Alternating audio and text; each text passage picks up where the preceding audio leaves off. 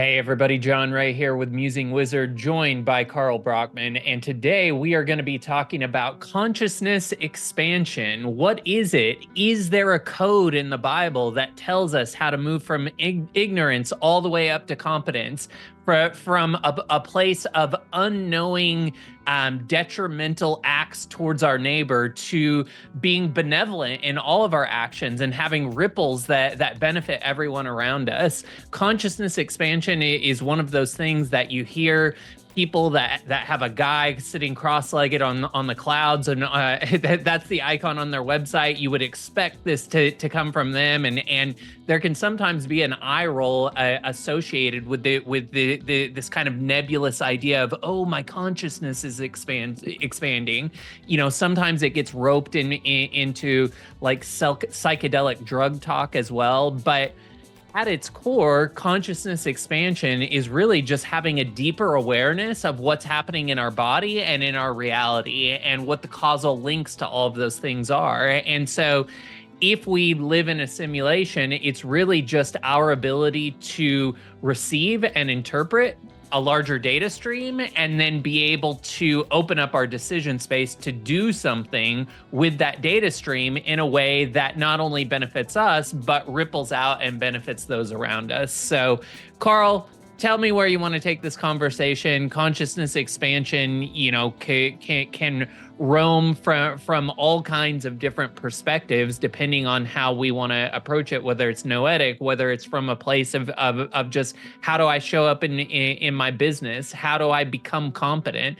These are all kind of derivatives of consciousness expansion. So keen to hear what your thinking around this is. John, wow, what an absolute pleasure to be here and to be speaking to you. Who would have thunk it, eh? Who would have thunk it that we'd be speaking together and speaking about the expansion of consciousness? It just seems a bit left field, but I'll do my best to to come to the party in this chat. No, all seriousness, thanks for being here. Yeah, we had a chat recently about your learnings or your insights gleamed from rereading the Bible and re-immersing yourself into Christianity. And one of the points that jumped out at me as I was reviewing that chat was that narrative arc of consciousness, you know, that journey from ignorance to love.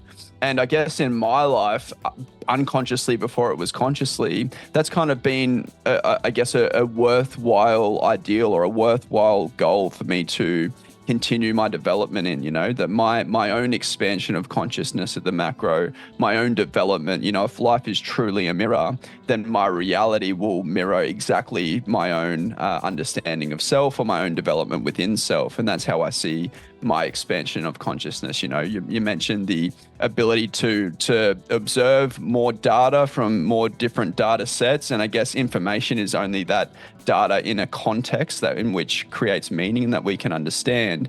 And so maybe we can start with just let's revisit that narrative arc that lives in the Bible, that lives in the hero's journey, that lives in all these stories that we've had a chat before about what is that narrative arc at a high level from ignorance, from axing your neighbor to that benevolent, beautiful being that just ripples abundance into their world. How can you map your own journey onto that? Tell me a little bit more about that. Yeah, so I first became aware of this idea of the Bible kind of being this hyperlinked narrative that showcases what it looks like to go from ignorance or low consciousness to high consciousness or to be aligned with love. And I saw a lecture of somebody who was a practitioner of science of mind, and science of mind is just kind of an interpretation of reality on how we structure our thinking and our thoughts to be most optimal in the world. And so one of the things that they were talking about in this lecture series on the Bible was the symbolism of you know, certain things that kind of reoccur in the Bible. And so one of the things that you see in the Old Testament is that when Moses is, you know, communing with God, oftentimes he's going up to the top of the mountain, the peak of the mountain. That's where he communes with God. And that's where he gets the wisdom of the 10 Commandments. And so when you're interpreting dreams, you're always looking for kind of symbols that then represent larger macro ideas. And so one of the ideas in the Bible is that as we move up the mountain, as the sun is higher in the sky, that's symbolism for us kind of becoming more consciously aware of a larger scope or picture.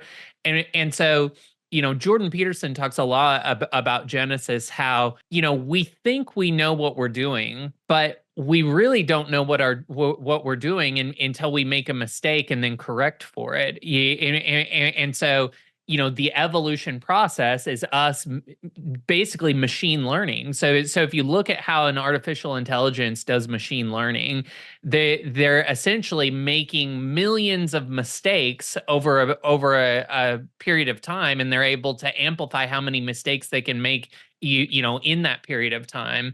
And this allows them to each time make an evolution and correct a little bit. Well, humans are the same way, and we have a type of emotional inheritance where we're basically kind of calling the mistakes and value corrections from like 6 generations back. And so that emotional inheritance shows up in our nervous system and kind of guides some of the impulses that we have. And so in many ways we're a product of our lineage, and this is where things like bloodlines come from, like this idea that you're somehow connected into the past in a certain way.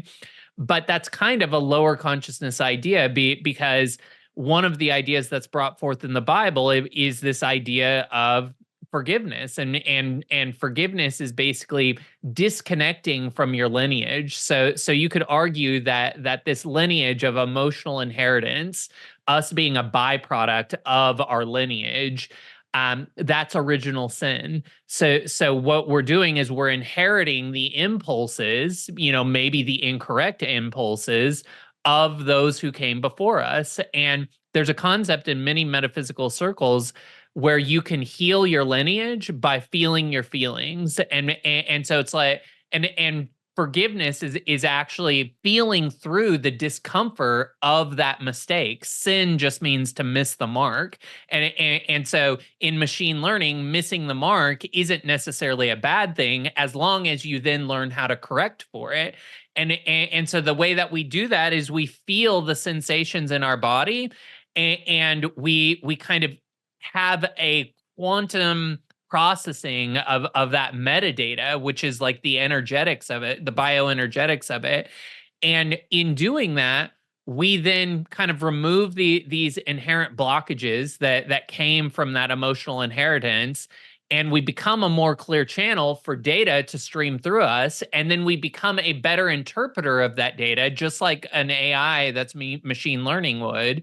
And then in that better interpretation, we shift the potentials of our decision space, where our impulses are pointed towards things that are more benevolent, not just to the survival of self, but to the survival of family, community, and culture ultimately. And so what we see in the Bible, in the Old Testament, are people literally working out philosophical concepts as behavior, because until you see it played out as behavior, you can't really have a meta concept of it, which would show up as philosophy. And so what's one of the big things that you see in the early Old Testament? Well, it's sacrifice. They're constantly sacrificing animals to the gods. And what they're doing is through impulsed behavior, they're working out this idea that you can pleasure delay in the present moment for greater rewards in the future. And that's a meta processed concept. It's a philosophical idea, but that had to play itself out as behavior. And then we had to see that behavior through writing about what's happening in history to then meta process it to the point where it's like, well, wait, if I delay gratitude, or if I delay pleasure right now, does that yield me better results in the future? And so ultimately the New Testament is kind of showcasing, in Christ's sacrifice, that can be a meta process sacrifice. It doesn't have to be an actual physical giving up of the lamb.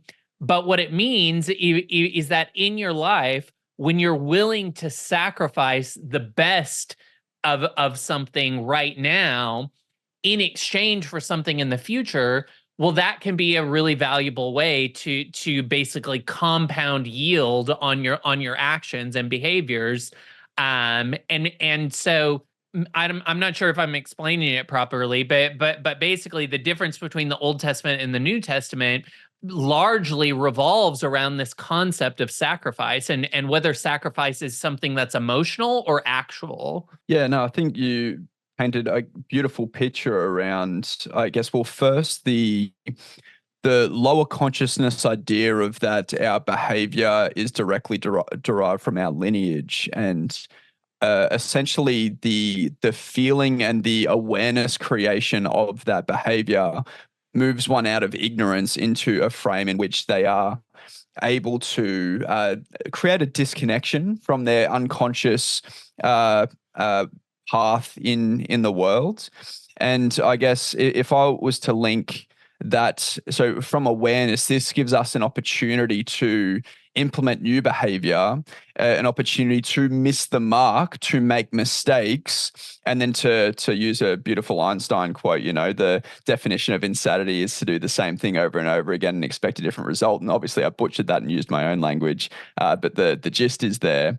It's the failure of the learning from those mistakes which stops one and keeps one at a lower consciousness frame, rather than being able to effectively move up the chain of consciousness or walk up that mountain. Right. And you could argue that, because the lower consciousness is not necessarily a bad thing. It just means that you're not processing data at the rate that you could in a higher consciousness. And so a higher consciousness is basically having a more powerful processing system in the computer of your meat sack. And at a lower consciousness, you kind of have to make the mistakes yourself, and then you incorporate those mistakes as muscle memory, but it's still all kind of unconscious in that muscle memory. We've talked before about how unconscious people are almost always not operating from free will. They're operating from energetic impulse.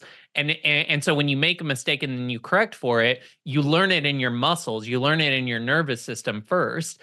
And then whether or not you make a conscious awareness connection to that or not really kind of depends on, have you integrated it as knowledge? Like have you been able to be the alchemist that can take that kind of bioenergetic and process it as something mental that can be actualized as thought?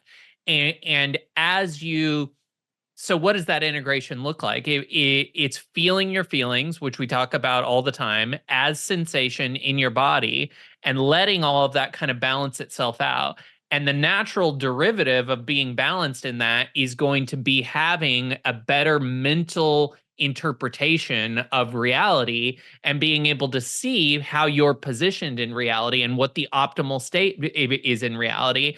And that can get extrapolated to the point where you can become so expanded in your consciousness that you can actually learn from others' mistakes without having to make them yourself. And that's really like the most optimal space that you can be in, right? It is where you read somebody's mistake and then you automatically correct for that. And so you're no longer having to embody and act out the mistakes, which is what they're doing in the Old Testament, but instead you're basically able to meta process in such a way where you're learning from all the mistakes that you see because you have a more expanded awareness, and you're actually able to then kind of empathize with those people who made the mistake. And in that, there's a bioenergetics to it that allows you to gain the muscle memory without having to physically make the mistake. Yeah, yeah, and it's I guess what one needs to obtain to be able to play that game is a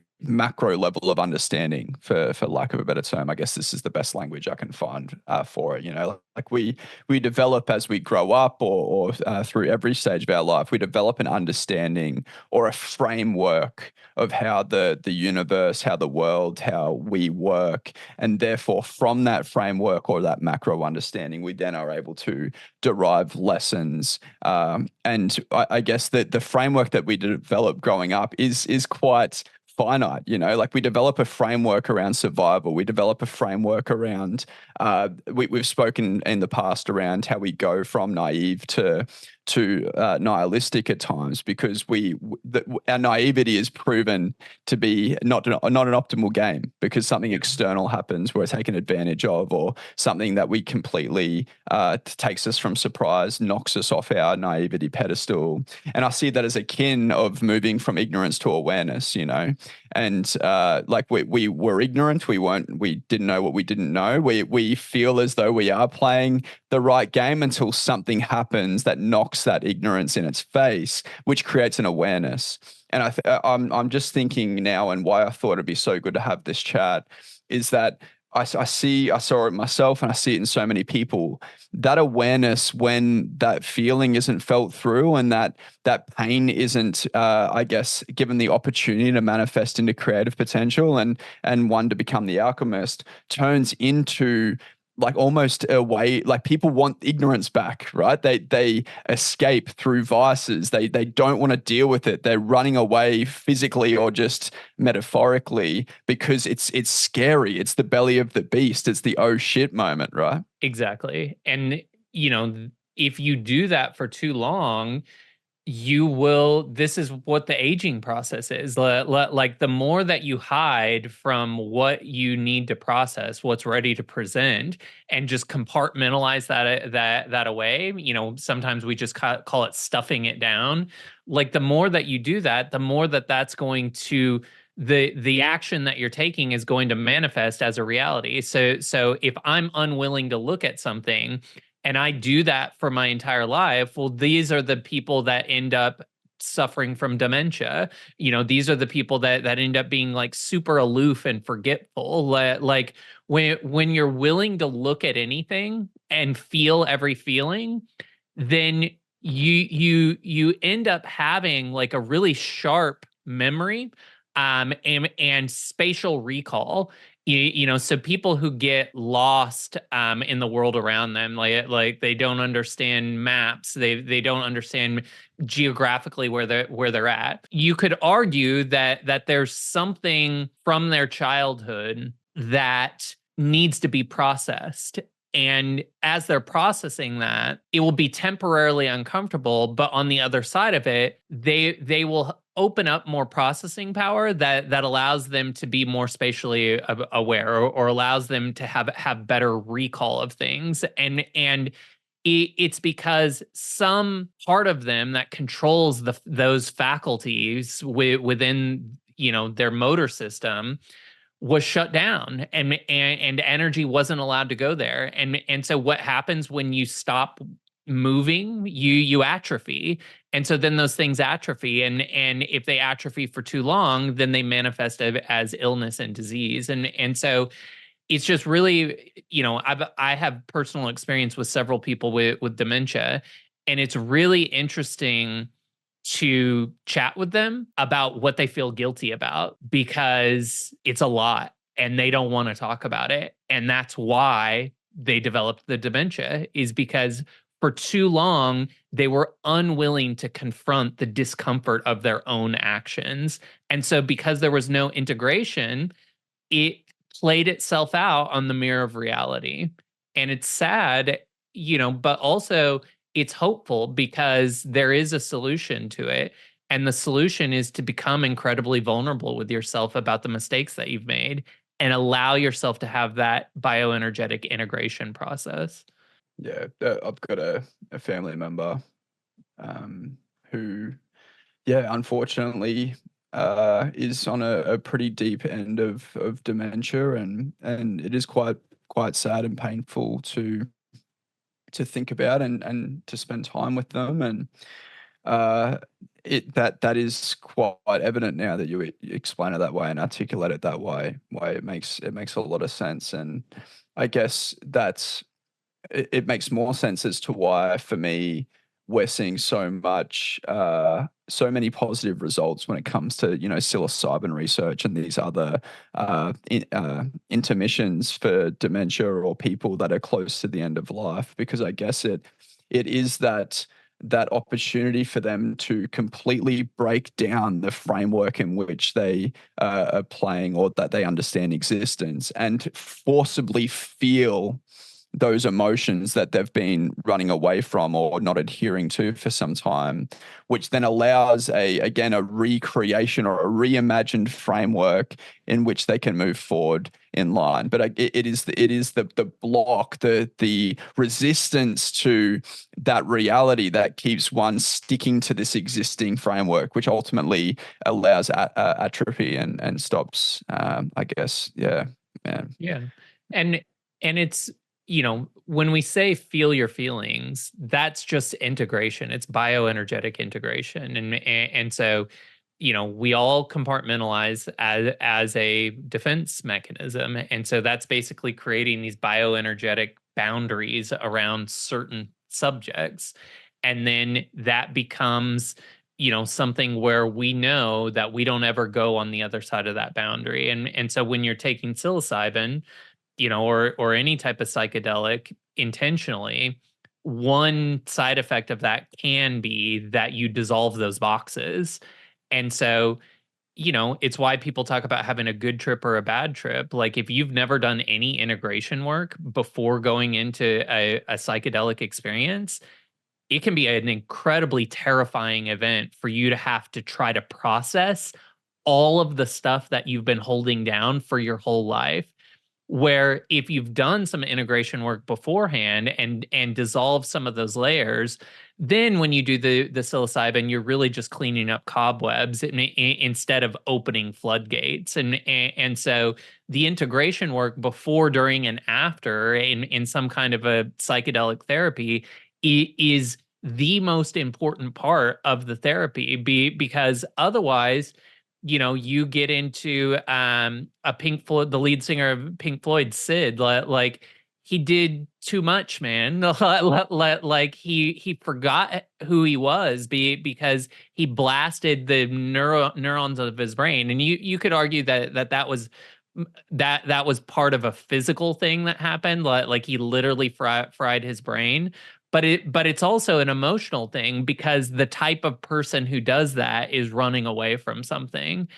And so then, that's why the Pink Floyd Wish You Were Here album is like the most beautiful and yet saddest album that there is, because they lost their friend in the process of him trying to find himself. And so you have to be really conscious about how you're using these things. And if you're using them for escape, it's not going to turn out well. And even if you think you're using them intentionally for integration, if you don't have really strong guidance, it's probably not recommended. And of course, you can do all of that integration work without those things. Drugs can be a training wheel type experience where you get some of the muscle memory of what integration actually feels like if you've never done it before. Like, if I was going to place value on a psychedelic experience, like, that would be it, is that there's a muscle memory to it. Like, you remember how to get to that place of no barriers. But you can definitely have that same experience through breathwork, meditation, or just sitting in stillness every single day. And you could argue that even though in the short term it seems like a longer path, in the long term it's actually faster. Yeah, right. Because you're taking those steps yourself consciously, rather than being shown this almost ideal or this insight, which again I give a lot of credit to personally. I can't unlive my life, but it was an experience that allowed me to I have a better understanding of what the goal is, or what a different frame in which I can live my life in could be, I guess to overshare about my life, and I've done this in the past, so I don't mind sharing it again, is I created this shell of myself. I created this character that I thought needed to exist to survive. And the unraveling of that was bloody painful, as you can imagine, like waking up one day and realizing that you don't have any of your own opinions. Man, that is a scary realization to have, and personally, a psilocybin experience helped me see, or helped me create a different frame that I saw value in, that I saw was possible, and saw was an opportunity to work towards ultimately.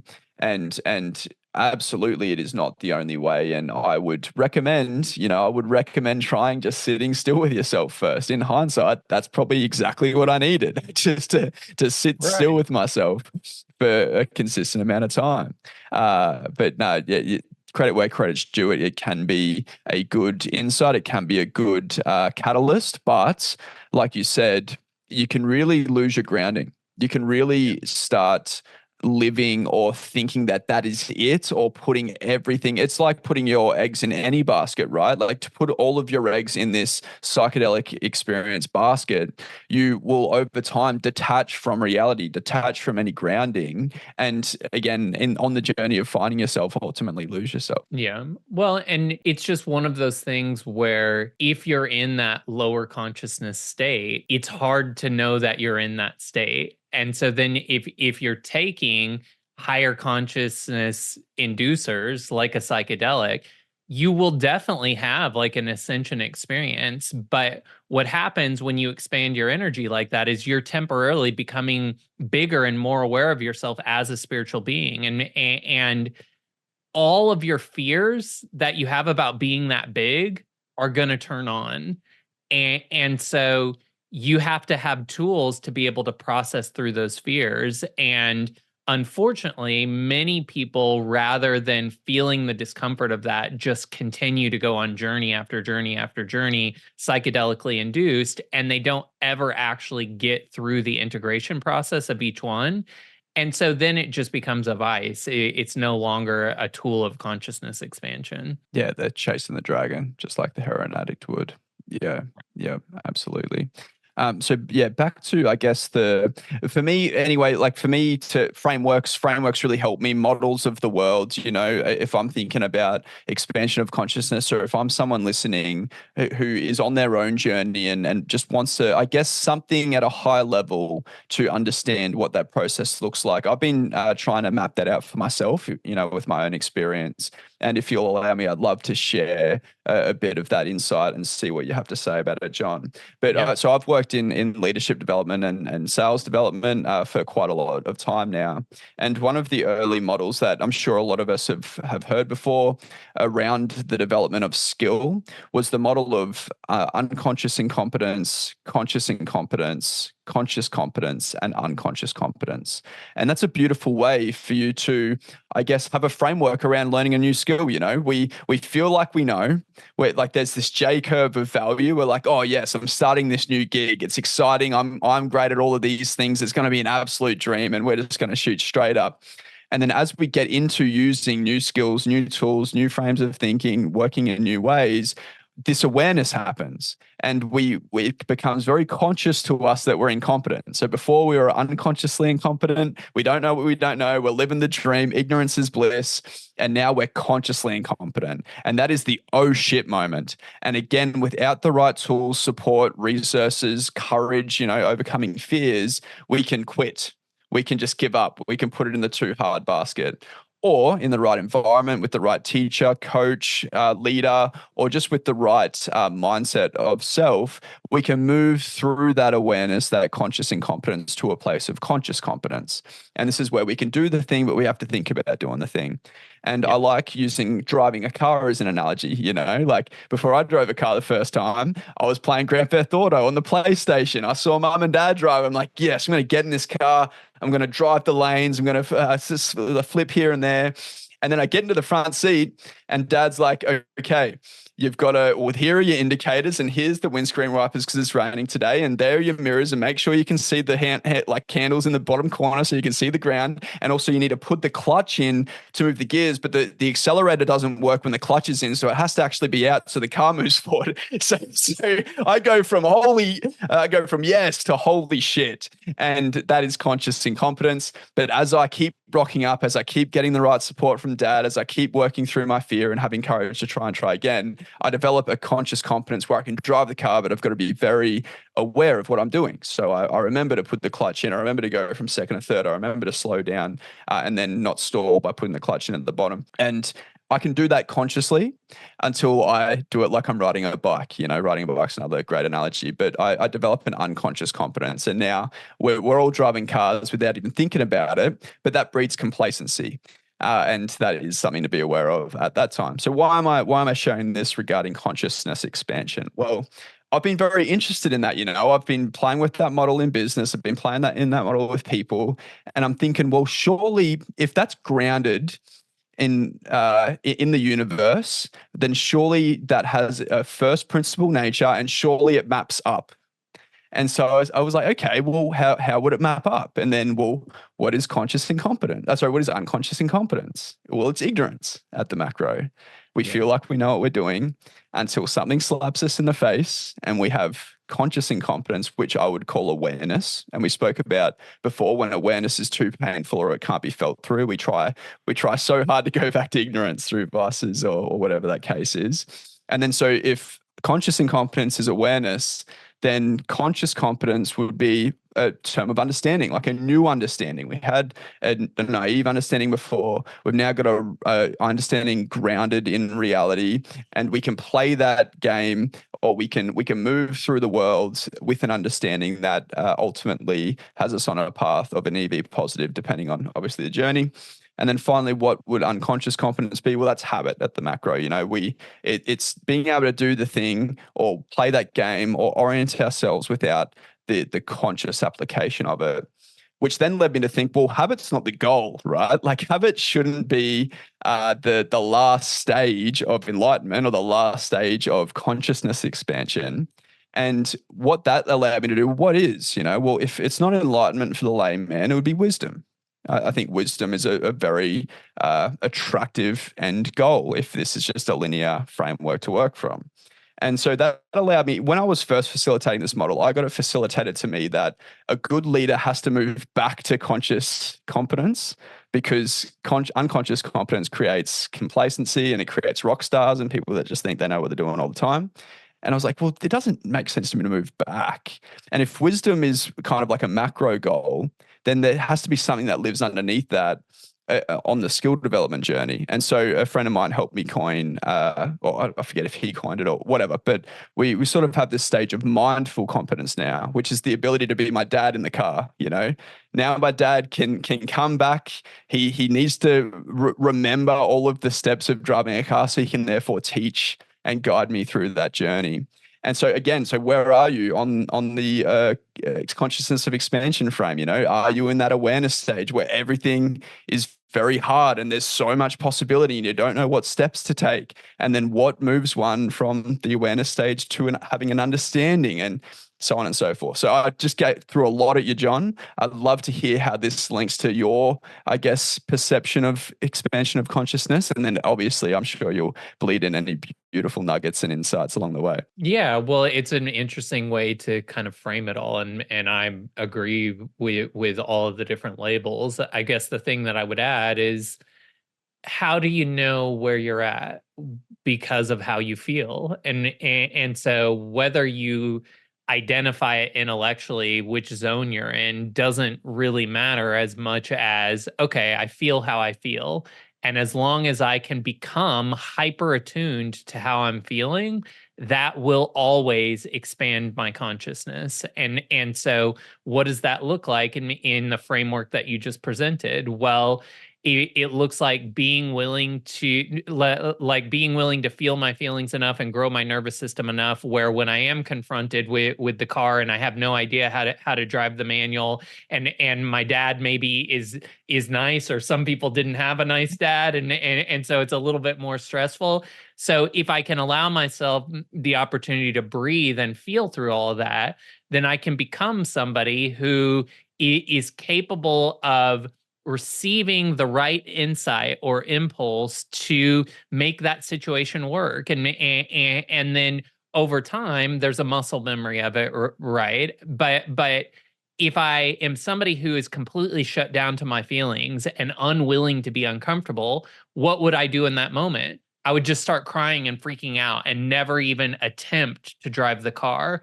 So feeling where you're at is always the portal into the next step. And so it doesn't really matter if you know, oh, right now I'm conscious of my incompetence or unconscious of it.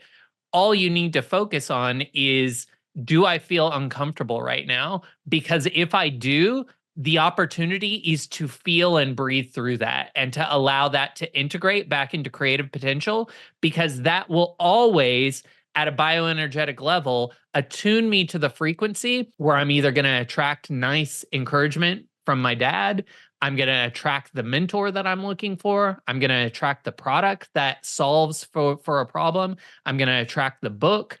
Like ultimately, I'm receiving data that is attuned to how do I feel.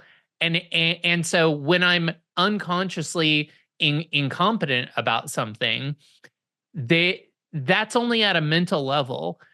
I'm always have some level of awareness of where I'm at on that scale in my nervous system as sensation in my body. And that sometimes just shows up as a low hum anxiety. Well, the opportunity is to feel through that, and it will naturally bring as the first manifestation a thought process that starts to navigate me towards conscious incompetence. So then, like you said, really uncomfortable to know that I'm bad at something, but how valuable, because it amplifies the feeling that I need to feel through. And in feeling through that, I'm now even more receptive to the type of data that can help me have conscious competence. And so it's always about mapping the situation onto your nervous system, feeling the feels there, and then trusting that reality is a simulation that is going to render towards what the current bioenergetic makeup is in your body and in your electromagnetic field. And so if I can consistently stay tuned to what I'm feeling in my body, I will always have the expansion that's available in that moment. And then I just naturally move through the cycles that you just outlined. And I think a lot of times people, read a book or they read an interpretation like the one that you just gave, and that's a great interpretation to have as a framework to reference once you know how to feel your feelings. But people oftentimes get the cart before the horse, and they're trying to intellectually navigate that process, and you can't do it because the expansion happens at an emotional level. And so you cannot move through those stages unless you are feeling through the fear and anxiety at each of those stages. And if you're trying to mentally calculate your way out of one of those stages without absorbing the actual muscle memory of where you're at, it's just not going to happen. And you're going to end up being in this place where you have like a narcissist syndrome where you're pretending that you're better at something than you actually are, because the honesty comes from having a deep emotional awareness and being seated in your nervous system so that you actually know where you're at. Because how does an athlete become better? They know where they're at in that cycle. And the only way that you can know is by being hyper clear about what's happening in your nervous system. And then the expansion is always available. And it almost always feels like, ooh, I've got some discomfort in my body right now. Ding, ding, ding. That's an upgrade if you will sit with that and feel through that, that is literally the expansion of consciousness that you're looking for that will call in the next level and the solution. Beautifully said. And to give it a little bit of credit, I've been thinking about it some time and I don't want to chuck it completely out of the bathtub. But no, but and Yeah, I'm of not saying course, you're doing that. it's a I'm great not, mental framework. I'm not saying you're doing that, but you can apply this framework to this, that I didn't do this consciously, but in hindsight I had, to have that insight talking to you and the awareness that was created of the over intellectualizing or trying to find solutions up here ultimately and trying to control every narrative. Like the awareness you created around that being a finite, ultimately potentially zero-sum game allowed me, well, two options. It's like that discomfort that I felt because I was leaving some things on the table could be like, nah, John, nah, mate. I know what's going on. I'm gonna choose ignorance. I am just going to. I'm fine. I'm fine. I can't just be as simple as feeling your feelings, or that awareness allows me to no. Well, let's be curious about this. Let's try this. Let's feel through that fear or that discomfort of me not knowing everything. Let's move toward that, and because that's a skill I see. Like to sit with yourself and feel your feelings is a skill that needs to be developed. For sure. And you can get more into the discomfort, which is where the upgrade lives, by kind of turning your process into two questions. What do I know about my current situation? And then you just make a list of all the things that you know about what you're looking at. What don't I know? Well, that is where the discomfort comes on. And so by intellectually mapping it in that way, you might be able to Trojan horse yourself into some of the discomfort that you so cleverly are hiding from that you couldn't find it in your body until you answered that question, what don't I know? So cleverly hid. Well, ultimately, that like a feeling and a thought have a relationship from my perspective, right? And it is the over commitment to just the thought that allows us to miss the underlying feelings or to not take, And it's a chicken or egg question. Like one can come before the other and vice versa. Like you can use your thoughts to feel your feelings, or you can feel your feelings to improve your thoughts. Like you can go in either direction. And so everybody kind of has to learn how they want to use that. And the most optimal space is to be able to move in both directions. Yeah. And I guess what I see anyway, and why this has been so valuable to me is I have an inclination for the former, right? It's the thought, and it was not always, but a lot of the time missing the feeling, But it's so evident to me now. Like even before I rendered you into my reality, John. Even before that, I was starting to take my gut feelings a lot more seriously, take these seemingly random insights a lot more seriously, it's served me so beautifully with the people I've worked with, the business I've now built with myself, and to now have language and a way to understand it, because that's my inclination, only helps me now observe synchronicity, observe those feelings, or not observe, but just feel and trust, like build that relationship of trust with self, and to give it credit rather than just trying to only think, oh, well, on paper this makes sense, so it must be the way, like there's been a few things on paper recently that made sense, but for whatever reason it wasn't a yes. And in hindsight, thank goodness I listened to the gut, even though I didn't have the language or the intellectual understanding for it at the time. Exactly, because having really fine-tuned tentacle system coming from your solar plexus is always going to give you additional data that reads as like an intuitive hunch. And that's wildly important. And when you look at the highest performers out there, like an Elon Musk, who just like everything he touches turns to gold. Well, why is that? It's because he's so tuned into that gut, like that gut knowing. And doesn't have a people pleaser problem. If his gut says this is wrong or you guys got it wrong, he doesn't have any problem saying you guys got it wrong. Go back to the drawing board.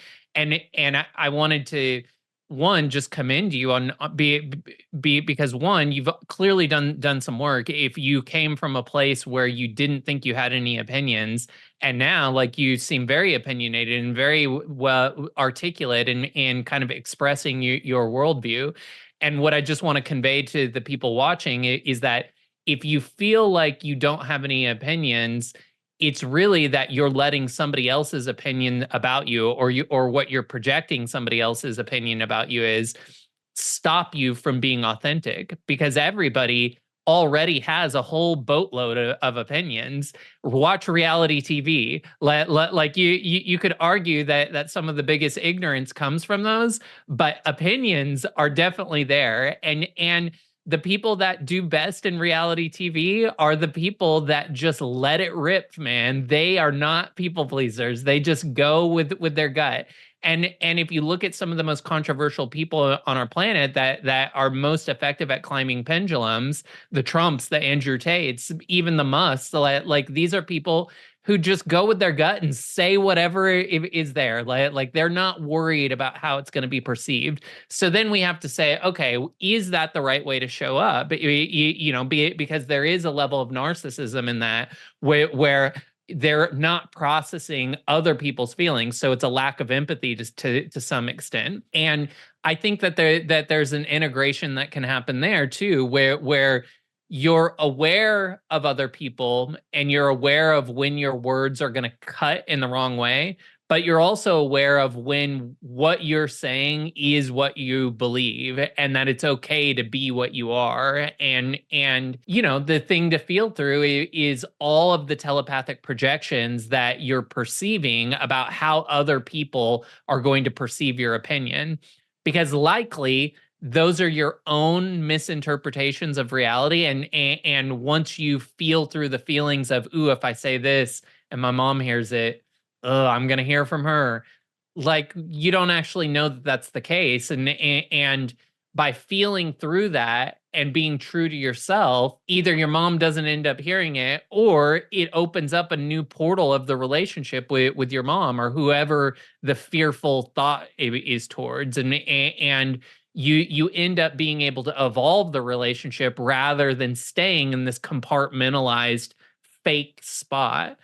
And that's kind of the beauty of radical honesty, which is everybody is attracting everybody that's in their experience. And so you get to decide how much of your true self do you want to be, and then the people that are ready to be a part of that experience are going to be around you.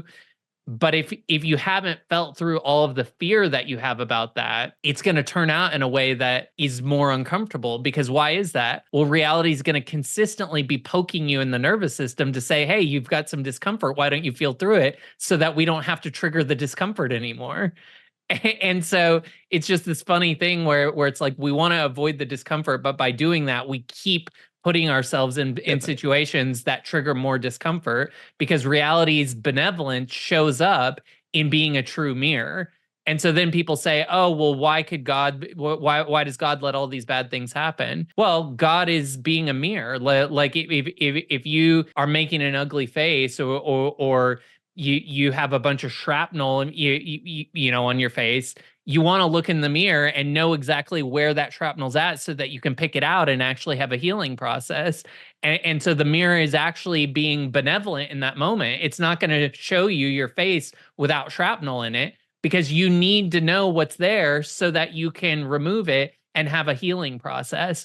Otherwise, it's going to get infected and it's just going to get worse. Well, that's exactly what happens with literally everything in life, is that if you don't tend to it, it's going to stagnate and get infected and get worse. And I've said it before, but one of the greatest quotes from the Abraham Hicks work is, if you've got a problem and you don't want to address it, don't worry, it'll get bigger. Because of course, that's how reality works. Of course. Of course. Don't worry, it'll get bigger. Oh, it just reminds me, I've been working with one of my new clients, and it's funny, like I think what also helps with the discernment of how you should show up is to define what game you want to play. It's a lot easier for me to overcome recover from my people pleasing side because I know what ultimate game I'm playing, and it doesn't serve me to please the people in my immediate surrounding to play this macro game. That's right. And so that's one of the ways I start with all of my clients, whether it's business or with men. It's like, well, what game are we playing? What is this all for? What is our best estimate or definition of an ideal? And we don't spend the world on it, but it just creates a finish line. It creates something that we orient ourselves towards. And it's always funny how simple a first action can be towards that. The next question I ask, okay, well, what's something that this person does every day? And so one of my recent clients was like, oh, he goes for a walk along the water every morning. And honestly, just this one action has created so much beautiful insight and compounding interest, and it led to a conversation around, and so beautifully put by you, is that when I leave the door in the morning and I'm frustrated and down and tired, I'm rocking up to the world like a piece of shit, and therefore the world will be a piece of shit to me. I'll notice all the other grumpy people. People will be rude to me. I'll be rude to them. But if I'm walking out that door, fucking skipping and bubbling, like high-fiving people that I walk past, I will only see smiles. I will only see joy. I will see the beautiful world that exists at all times. So yeah, how you rock up, how you present yourself, how you develop a relationship with yourself ultimately determines the universe that you exist in. And go try that game. Like, go walk out the door tomorrow grumpy and sad and over it, and you'll get that. Skip out the door the next morning and see what happens. I promise you it'll be a completely different experience. Right. And if you can't bring yourself to skip out the door, that just means that the opportunity is to set a timer for an hour and sit with yourself. Because when you're grumpy, it's like Abraham Hicks talks about taking a cork and holding it under the water. And so when you're grumpy, you're holding the cork under the water, and so you can't breathe, and it's uncomfortable the deeper down that you get.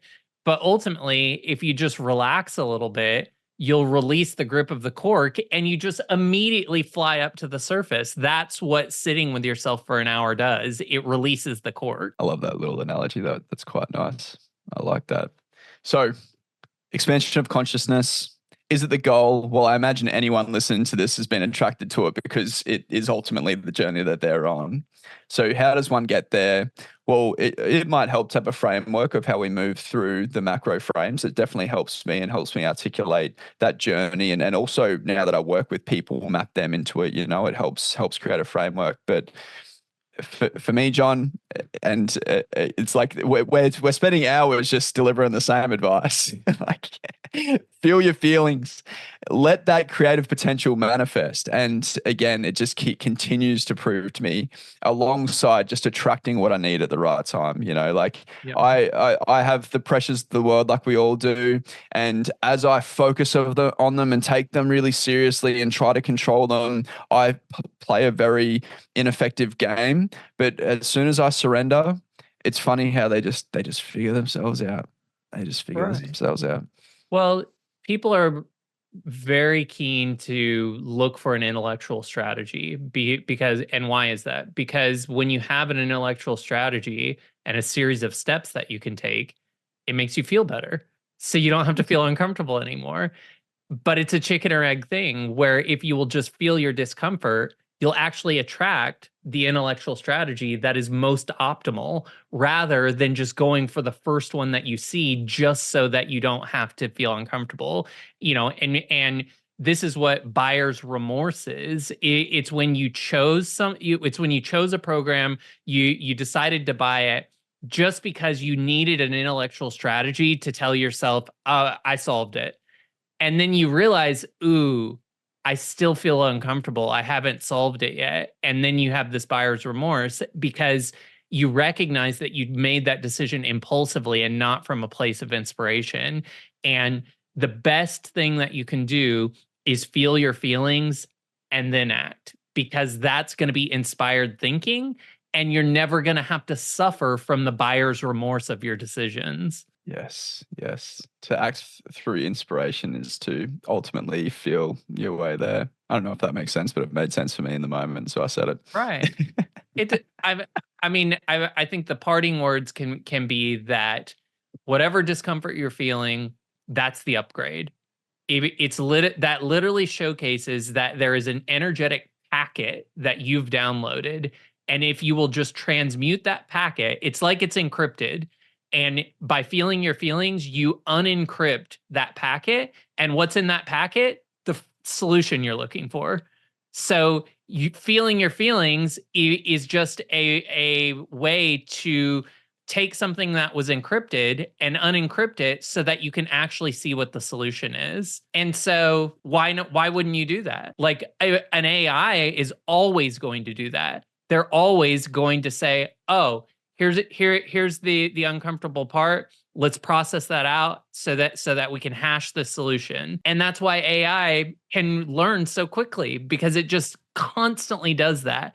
And we are machine learning systems. Like AI is based on how we learn.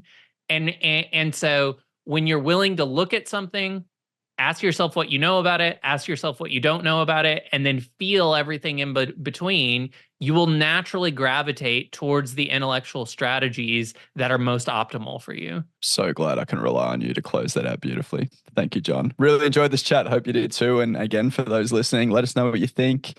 Let us know what we've glazed over that we should unpack a little bit more. Always eager to hear where we should take this and how it's adding value to you guys. So please be great. Thanks, everybody. Bye.